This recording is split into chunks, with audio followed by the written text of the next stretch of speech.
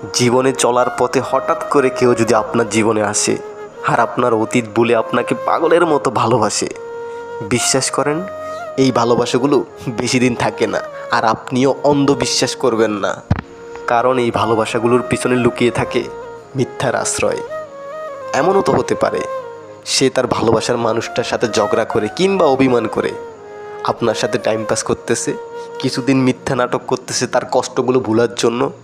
যখনই তাদের ঝগড়া মিটমাট হয়ে যাবে তখনই আপনাকে লাথি মেরে সে চলে যাবে। তখন কি করবেন?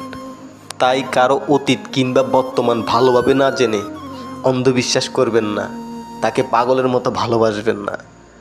কারণ বর্তমানে এমন ঘটনা অহরহ ঘটতেছে, বয়ফ্রেন্ড গার্লফ্রেন্ড ঝগড়া করে আর কিছুদিনের জন্য অন্যের কাছে গিয়ে টাইম পাস করে, আর আপনি হয়ে যাবেন টাইম পাসের বস্তু।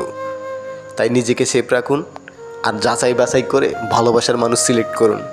ধন্যবাদ সবাইকে।